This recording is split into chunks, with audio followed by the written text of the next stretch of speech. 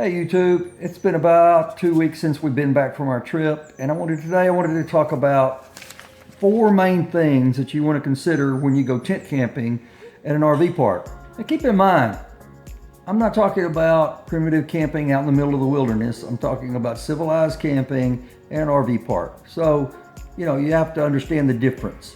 Now, some RV parks do have primitive camping, and we'll get into that in a minute. What I'm saying here is not sour grapes or regrets. I'm not a person with regrets. I make the best decisions I can based on the information I can at that time. Now, with more information, sometimes decisions would be changed. I understand that, and that's normal. That's not a regret, that's just more education.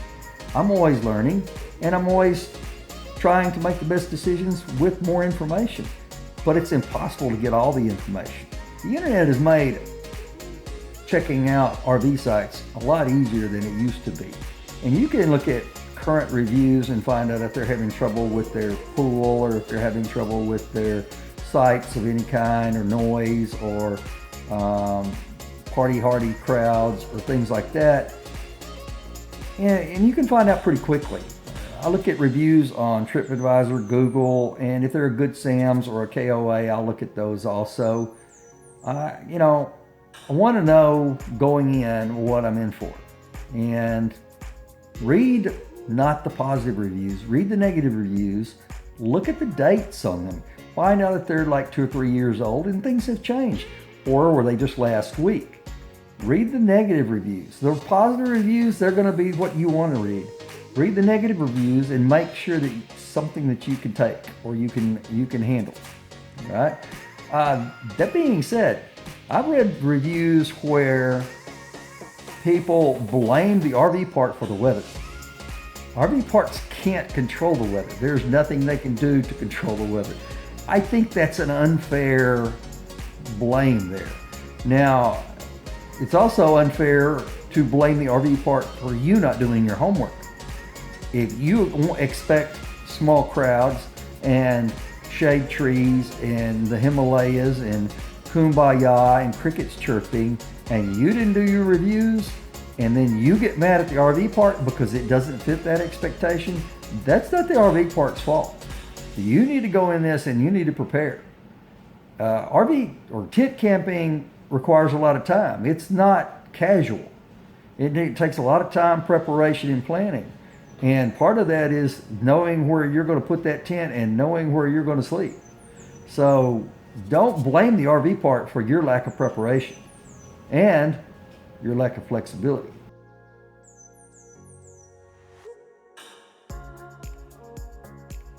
In our experience of tent camping, first thing I would do is consider what type of tent you want. A light nylon tent with vents in the top is not going to be a good tent in cool weather. So you need to consider what type of camping you're going to do. If you're going to have to carry it in a backpack, you're going to need a lighter tent. If you're going to stay for longer periods of time, you probably want a heavier tent and something that's going to keep you away out of the elements. After you've decided and you bought your tent, try it out at home. Unpack it, set it up at the park, set it up in your backyard, set the thing up, let your kids set it up. Make sure all the parts are in there. I saw lots of brand new tents. Right out of the box, they had the receipt in their pocket, and most of the time they were Ozark Trails tents, and they had bought them at Walmart on the way out to the campsite. Manufacturers do make mistakes, and there may be a missing tent peg or a missing pole, and you're stuck, and it could really ruin your weekend. So set the tent up at home, try it out, make sure it's going to work for you, make sure of your size, make sure your space, get your layout. Do all your planning at home while it's under a controlled circumstance. Let your kids set it up. They love that kind of stuff. They want to get involved. The next thing you need to do, though, is make sure you can pack it up and put it back in the container that it came in. Sometimes that can be difficult, and that can ruin how you're going to pack up to get home.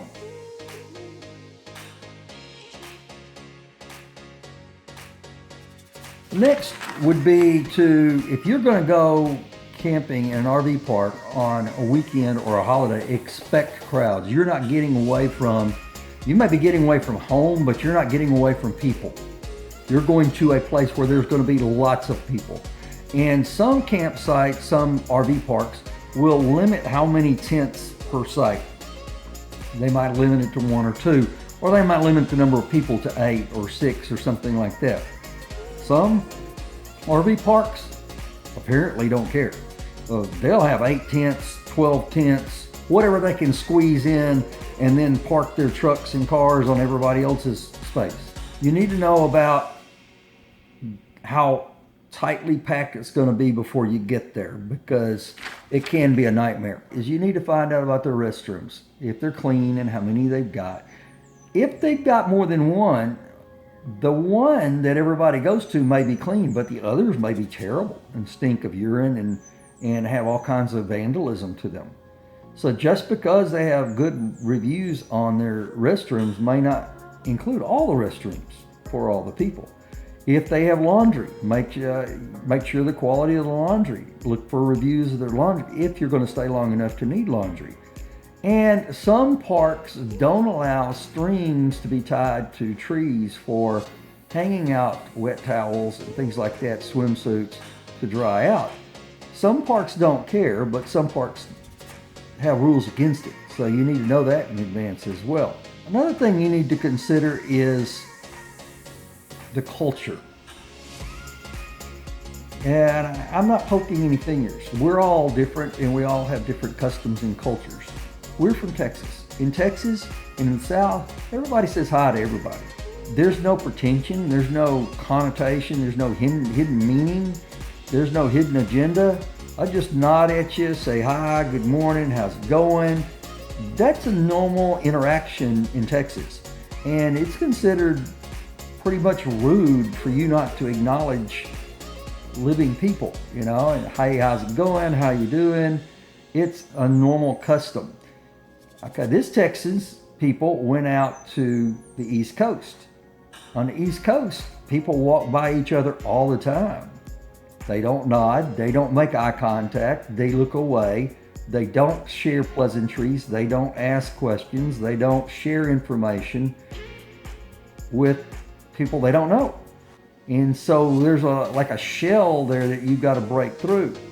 I myself tried to make contact and said hi to a few people, and it's sometimes met with rather gruff response, like, what do you want to know for, or what's it to you, or why are you talking to me? And it's really a difference in the cultures. So you have to be aware of that. I had to also, my wife likes to say hi to everybody. I had to talk to her about it too, because in Texas it's considered pretty rude not to say hi to each other.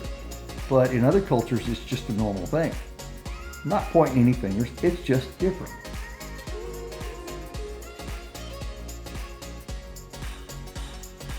The third thing to consider when you're going tent camping in an RV park would be the actual location of the tent site. Is it going to be level? Is it going to be smooth? Are there going to be rocks? Been to campsites that were level, but they had lots of rocks. It is painful to sleep on rocks. It's painful to even walk on the rocks inside of your tent. So a slope is hard to sleep on because you're constantly sliding or rolling. I've had that happen. And you always want to sleep with your head up, not down, because you'll get headaches. But you also want to make sure that the tent pad, the tent site, doesn't have any large rocks. You need to clean that tent site up before you set your tent out. Get all the sticks and large rocks out of the way before you set your tent up. Also, you may want to find out whether your tent site is shady or not. If you sleep late, or you try to sleep late in a tent and it's not shady, it's like sleeping in an oven. And it can hit you, the sun can hit the tent and turn it into an oven, turn it hot before you're ready to get up. So make sure of whether or not you're going to have morning shade, afternoon shade, any shade whatsoever. You may also want to consider wind blocks. Is there enough trees to block the wind, especially on a very windy day? A tent is very hard to sleep in.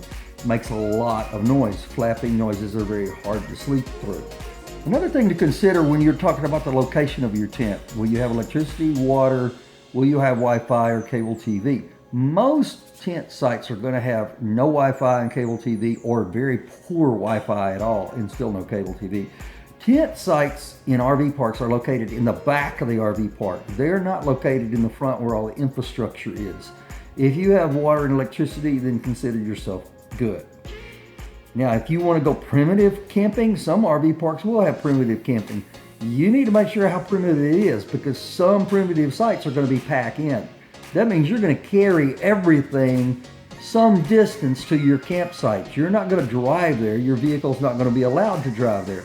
So you need to find out and ensure what kind of primitive campsite you're getting into before you get there. Part of your consideration in your layout of your campsite is food storage. Where are you going to store your food? And this is very important, especially in bear country. You need to store your food in some sort of container that does not allow any smells to come out, because the animals will come into your tent for the smell. So you don't need to store your food in the tent, and you need to store it somewhere where the animals can't get to it. We use tubs that seal at the top, and so there's no smell that comes out, and it keeps moisture out of the tubs. It's just something to consider. Food storage is very important.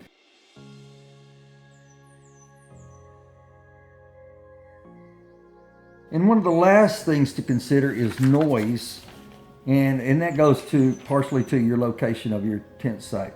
Noise. Most RV parks have a quiet time, maybe 11 to 7, 10 to 8, 10 to 6, something like that. That's okay, it's quiet time. We have people here that don't know how to whisper.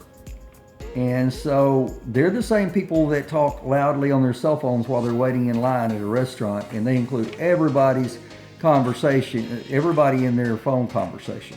These are the same people that will walk to the restrooms at 2 in the morning and carry on a loud conversation with their friends and hit ha-ha and laugh and cut up, and you're trying to get some sleep.